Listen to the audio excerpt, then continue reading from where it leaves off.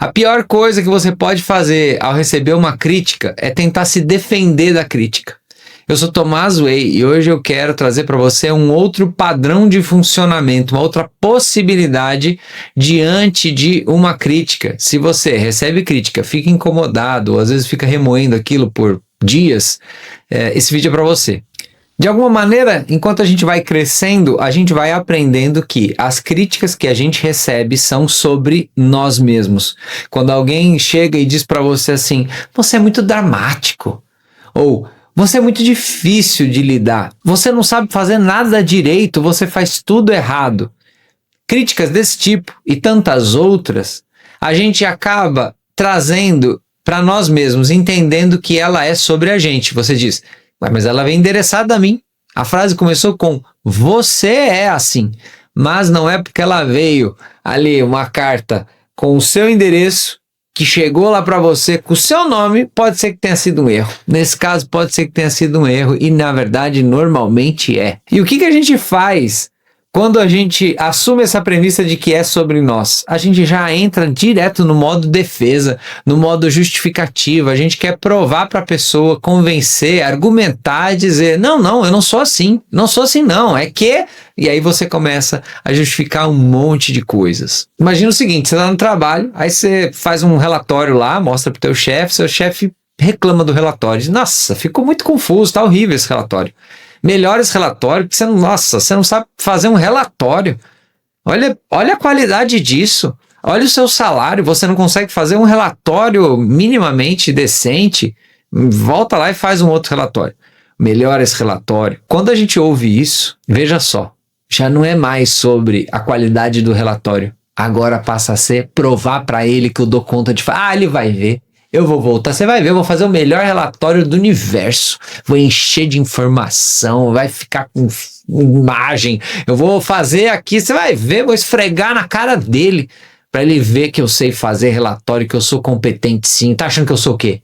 Tá achando que eu sou um funcionário incompetente, vagabundo? Não, eu sou um bom funcionário, percebe? Olha a pilha que a gente entra, e olha como já não é mais sobre o relatório.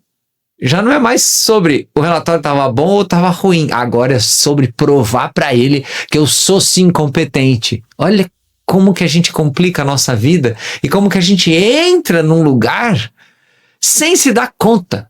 Isso é que é o pior. Quando a gente vê, a gente já está lá. Quando a gente vê, a gente já está querendo provar para os outros coisas como se a crítica já fosse uma verdade estabelecida. Ou ainda, na rede social, você vai lá e posta alguma coisa e vem uma crítica embaixo.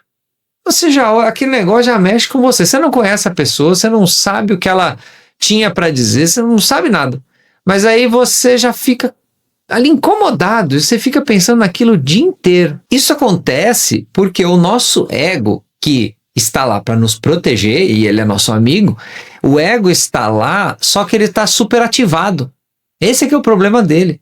Ele vê essa crítica como uma ofensa que prejudica a nossa sobrevivência, que atrapalha a nossa vida, como se aquilo fosse nos ferir profundamente e nos levar à morte. Não é aquilo. Não é sobre isso. Na cabeça das pessoas, normalmente tem esse vínculo, que a crítica, ela está associada, ela é igual à nossa identidade. Se veio uma crítica à nossa identidade, então ela é verdade. De fato, eu preciso combater esse grande inimigo que se apresentou na minha frente. E a gente precisa parar, respirar, e eu preciso te perguntar, essa pessoa que te criticou ou que te critica, ela está em paz com ela mesma? Ela é uma pessoa saudável ou você acha que ela não está muito legal também? Agora, diante de tudo isso, a gente precisa parar, respirar, e eu preciso te fazer uma pergunta. Essa pessoa que te critica ou que te criticou, caso você tenha lembrado de alguém, ela é uma pessoa que está bem com ela mesma?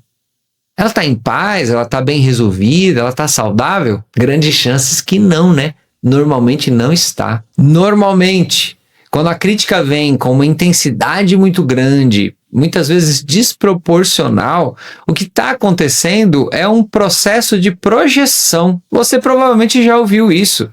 E você já sabe que a pessoa que está criticando, normalmente ela está criticando porque incomoda a ela. Mas por que incomoda ela? Porque ela se vê naquela crítica.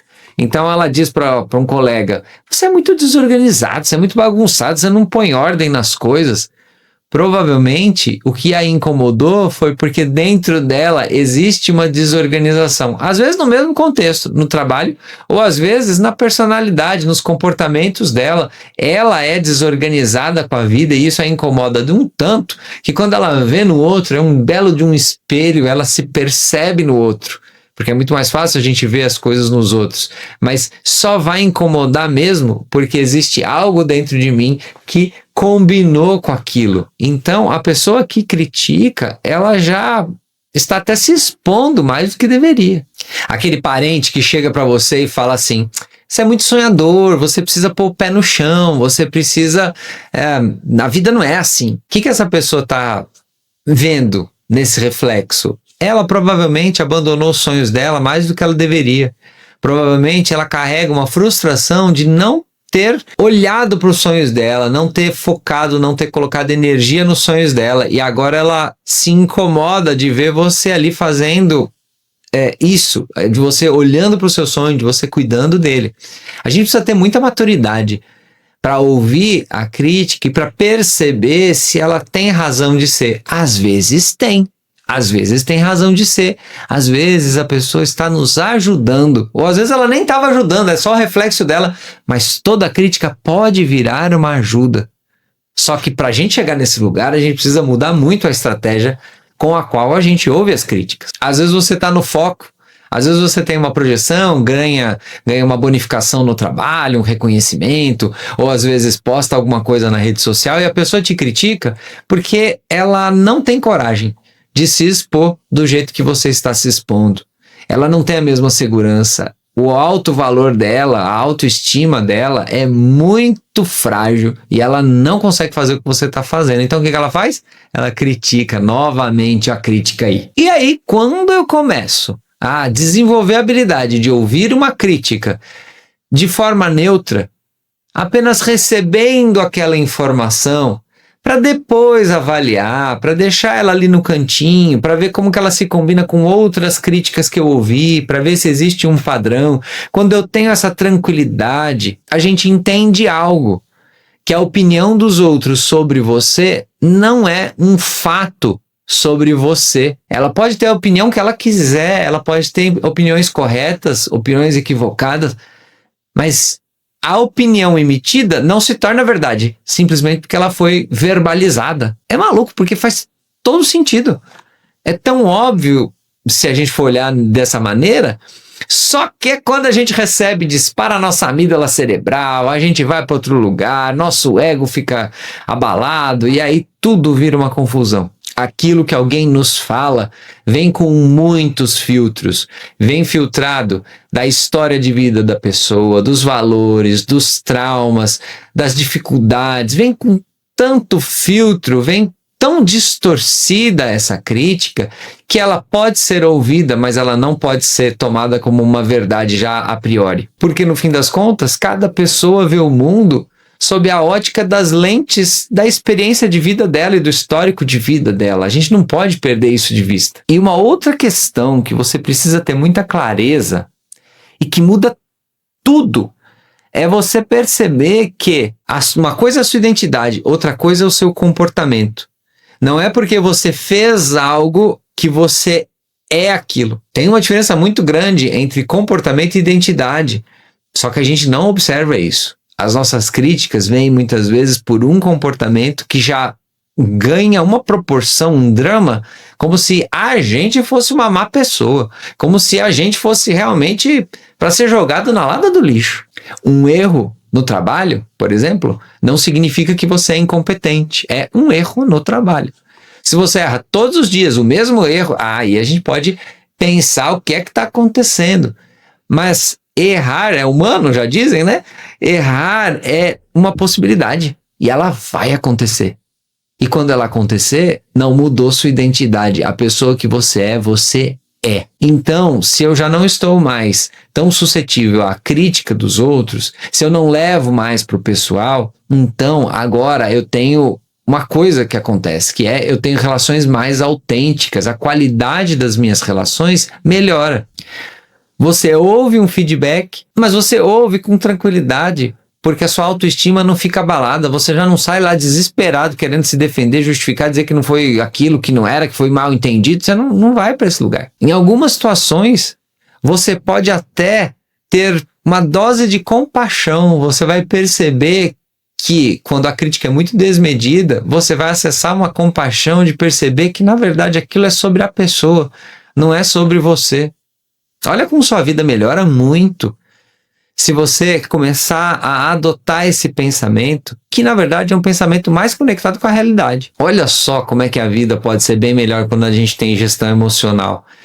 Se a gente consegue ter um pouco de sabedoria para lidar com as situações e um pouco de conhecimento, um pouco de ferramentas, a gente acaba acessando a vida com uma qualidade muito superior. Eu paro de acessar as críticas como boas ou ruins. Eu paro de olhar como se fosse assim tão claro, tão preto no branco desse jeito. É como se você fosse um cientista de você mesmo.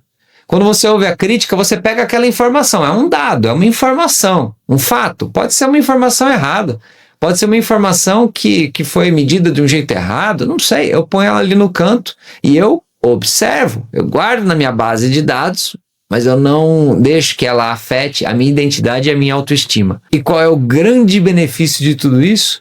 A sua paz na vida, sua paz interior para de depender de uma coisa externa, que é a crítica, e algo que você não tem controle. O que vão dizer sobre você, você não tem controle, e a sua paz para de estar vinculada e para de depender desse ambiente externo. Olha o quanto de energia mental e emocional que você libera por não ficar se defendendo e por não levar para o pessoal a crítica como se ela fosse uma grande verdade. Agora, imagina o seguinte. Imagina que você tivesse um raio-x, uma habilidade de entrar na cabeça da pessoa e compreender qual foi a motivação dela ao dizer aquela crítica. Que você conseguisse saber possibilidades aqui do que é que está rolando mesmo dentro dela. A gente não tem essa mágica, mas a gente tem este vídeo aqui, que é fundamental porque complementa toda esta ideia e vai te mostrar como compreender o que está passando na cabeça do outro. Por que ele dá tanto palpite na minha vida? Por que ele fica se metendo tanto na minha vida? Veja esse vídeo aqui que você vai gostar, a gente se encontra lá. Grande beijo, grande abraço. Tchau, tchau.